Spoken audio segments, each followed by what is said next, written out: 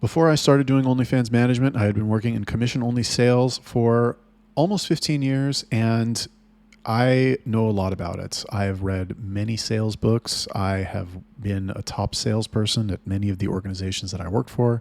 I've trained salespeople, I've managed salespeople, and I just have it like coming out of my fucking ears at this point. And there are a lot of lessons that I have taken from my sales experience that I have applied to hiring, training, and managing my team of chatters. Now, am I the best? No. Do I make $1 bazillion a month? No. But it has allowed me to hire and train and manage a team of chatters that regularly produce lots of money.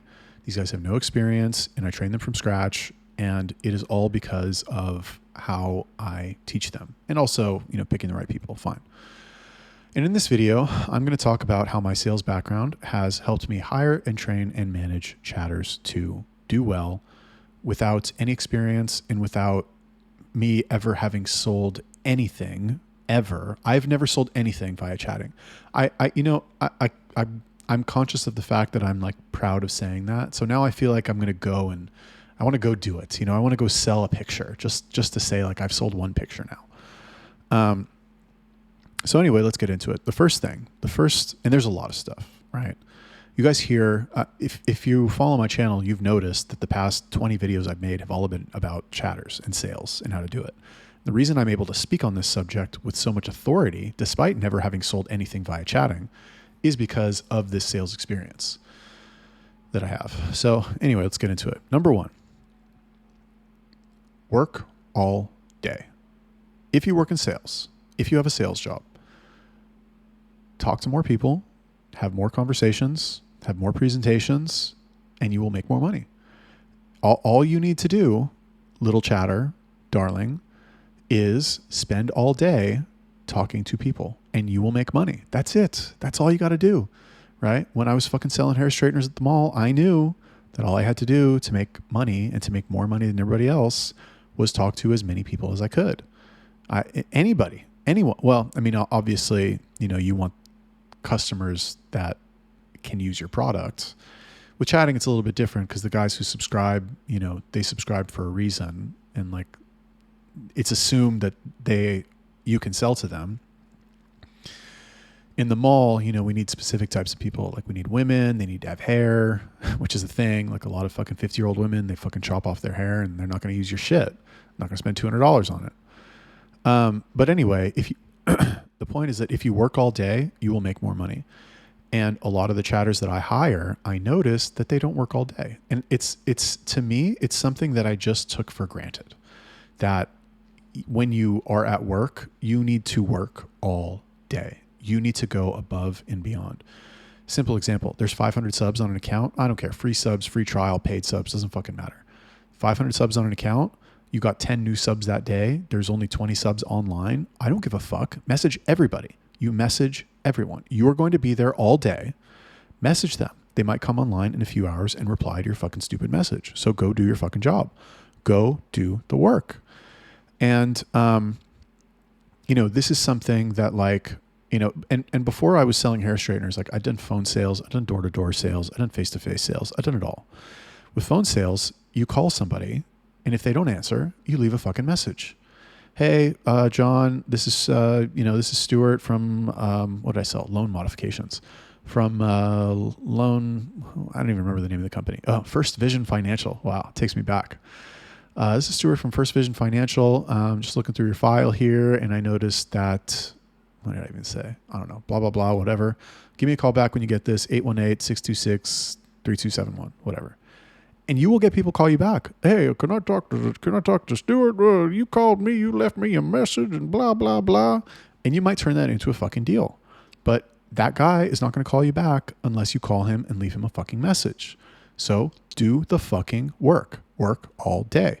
Work when it does not even seem that there is any immediate benefit to you doing it. That is what I hired you for. That is what I am paying you for. Most importantly, that is what is going to allow you to make the most amount of money. If that is important to you, go do your fucking job. If not, no problem. Quit. It's cool. Really, bro, it's fine. I don't need you on the team. You're not doing me any favors. Like, you working here is you don't have to do it. Really. Go work somewhere else. Go work for anybody. I don't give a fuck, because you're taking up a spot right now that I could give to somebody who's like one of my top 4 guys who fucking wants to be there, who wants to crush and will work all day and grind.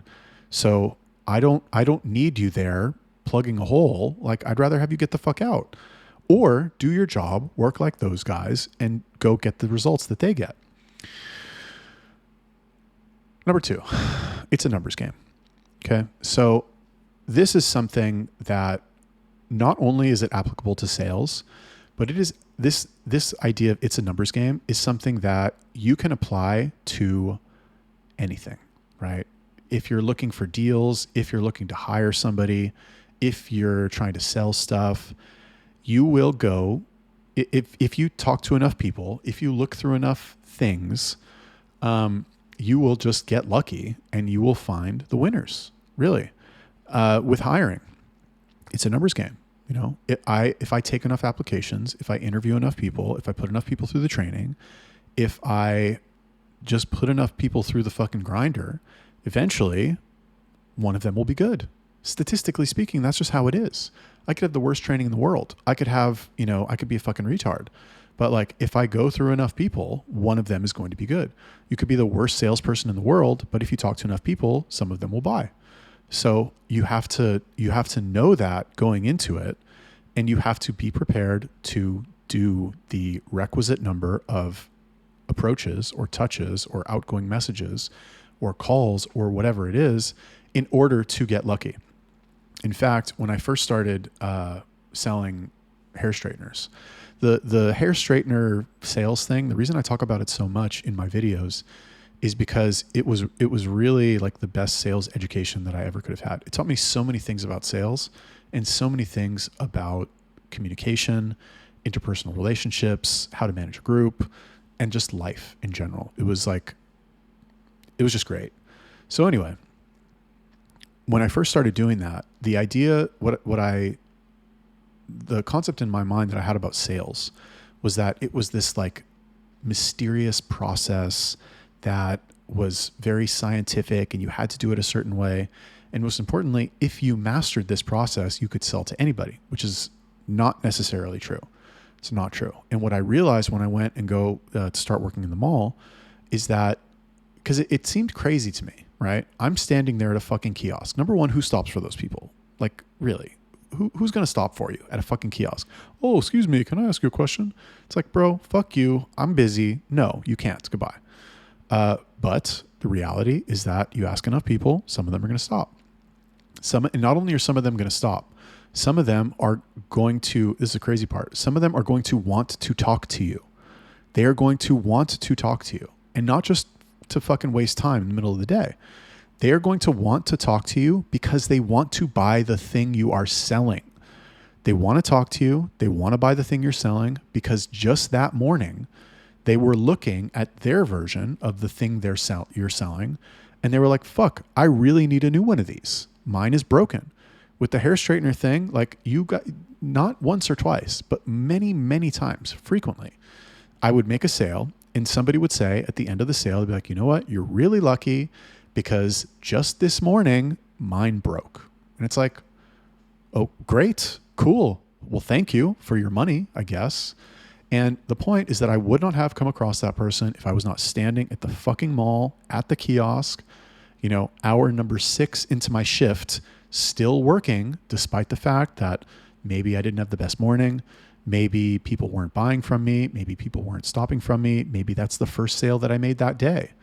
But, little side note here, like it happens many times that you don't make any sales for the first half of the day and you make it up in the second half of the day. It's a thing. But the point is that you have to, in sales, my dad used to tell me this, you have to go through the no's to get to the yeses. And it's true. Statistically, let's say you as a chatter, right? You total up all of the conversations you've ever had with every fan. Let's say it's 1,000. Let's keep the math simple, right? You've talked to 1,000 people over the course of your chatting career, and 50 of them have bought. So that means that 1 in 20 people that you talk to will buy. So all that means is that you just need to go and think to yourself as you're sending these messages, as you're hearing no, as you're getting no responses. I just have to talk to 20 people. One of them is going to buy. Now, you might not sell any for 50 people in a row, and then you might sell 3 in a row, right? It's not even like that. It's not always 1 in 20. It's just statistically, if you look at all the numbers together, it's going to break into something like that. And you have to have this idea of it's a numbers game in your head in order for you to get to that point, in order for you to be able to absorb or ignore the emotional damage of hearing no all the time. Or like, it's people not stopping or not responding to your messages, or maybe they respond to your messages and they don't buy, or maybe they buy a little bit and you're like, fuck, I just wasted 30 minutes talking to this retard. Okay. You have to understand it's a numbers game. And if you keep talking to people, you're going to find that one who is just a fucking whale. And you're going to find more than one whale. You're going to find a lot of whales, and you need to maintain your work ethic and your fucking level of professionalism and your adherence to what you are taught during the training during this time.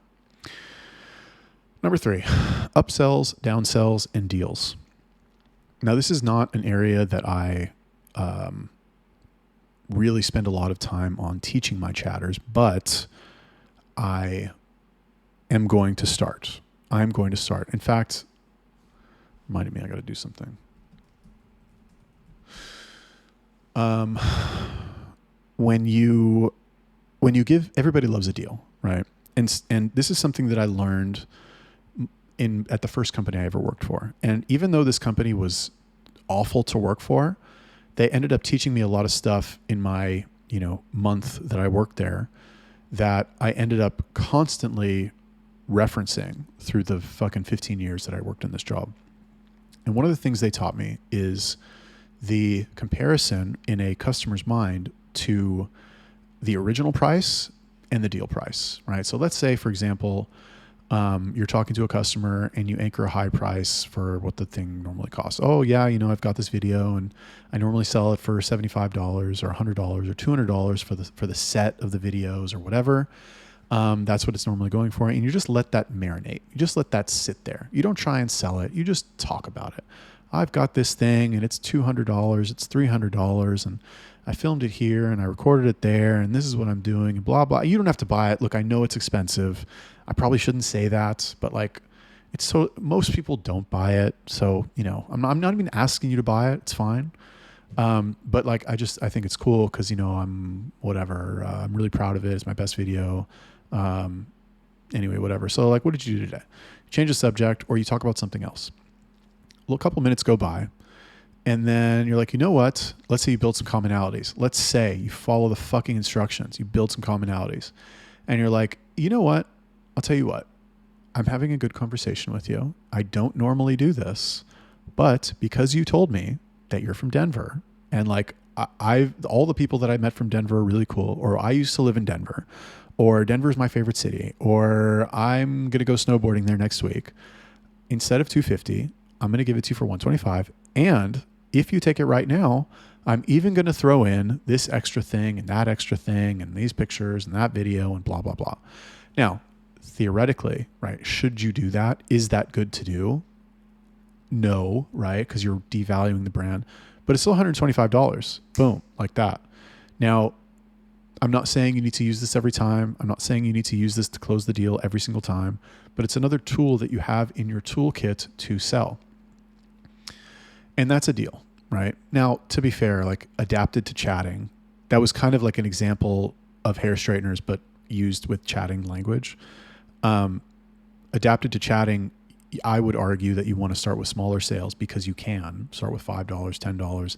When you experience some resistance, then you say, you know what, I'll tell you what, I'll lower it to $22 and I'll throw in this extra video for you just because you're cool, just because I like talking to you. And I don't give a fuck. What the fuck do I care? It's a fucking video. Go ahead. I want you to see it, whatever. Give them something extra. So that's upsells, downsells, and deals. Number 4, this concept of opening the chakra. So I mentioned this in another video, but when I worked in the mall, there were certain customers who we just knew were going to buy. Like certain profiles of people where it's like, this person is going to buy. There's no, like if somebody stops that person, it's a sale, guaranteed. and usually a big sale, right? So there's this idea, we used to say, Tachad Gadol Koneh Kol. And for those of you who speak Hebrew, you're laughing right now, but it's true. And it means a big ass buys everything. And what it really means is that if she's fat, she's going to buy. And I mean, and this is America fat, you know what I mean? So like rotund. And you can think of whatever reason for it, but like most of us were guys who were selling. We're slick, we're charming, we're good looking, we dress nice, we smell nice. And the demo for the product was very suave. It was very smooth. We had our little jokes in there. She's laughing. She's having a good time. You're talking about her hair. You style her hair really good in 5 minutes. And then all of a sudden she's looking at herself. This girl who is, 300 pounds, probably has a very low opinion of her appearance. And she sees how much better she looks with curls or with straight hair. And you, the smiling, charming, handsome salesperson, say, you know what, darling, this set we sell here, we sell it for $350, but like, I don't know, whatever. Come up with some reason for the deal. You told me it's your mom's birthday coming up. So if you buy this, I'm going to go ahead. I'm going to throw in this curler. I'm going to throw in this shampoo. I'm going to throw blah, blah, blah, blah, blah. And if she's had a good experience with you and she's enjoying it and like she likes it and she likes you and she wants to maintain that, I'm not saying she will always say yes, but she might say yes. Does it work for girls who aren't 300 pounds? Yes, of course. But the ones who are heavy and insecure, probably as a result of their weight, are more likely to buy because they are more, to sound like a fucking dickhead, emotionally susceptible to, let's say, positive emotional manipulation, let's say, making them feel positive emotions and then asking them for something. Now, at the end of the day, they got a product, they got products, like they got a good deal, technically, whatever, who cares? So that was one type of customer. The other type of customer that is going to buy is the lady who has 10 bags in her hands, and she's got bags from Zara, she's got bags from Louis Vuitton, she's got bags from fucking Tiffany's, she's got bags from Swarovski, and just like shopping spree, thousands of dollars. Like, that she's going to buy. Why? Because she's already spent thousands of dollars that day. So why wouldn't she spend another 200, 300, 400, 500 with you? Especially if you show her a good time. She's going to fucking sit. First of all, it's hard for them to run away when they're carrying 10 bags. Plus, if you offer her to sit, she's going to want to sit because she can put her fucking shit down. She's like, oh my God, thank you. It feels so good to sit. They put all their shit down, and like everybody who's walking by is like looking like, man, this bitch bought a lot of shit. They're about to get her for a lot of fucking money. And she knows it too. She's like, fuck, whatever this is, I'm probably going to buy it if he does even a half decent job, because I've already spent $2,000 and like I can't justify not having the money because I already spent all the money. So those customers will buy. Now, why do they buy? Okay. What is the process? What happened? Well, they've already spent all the money. They've already broken down their resistance to spending money at multiple stores before arriving at yours. So when you talk to a sub, you can, you don't always know how much money they've spent with somebody else, but you can get them to spend money with you by trying to mimic the same process, but only with you. And the way that you do this is by starting with small sales and working your way up.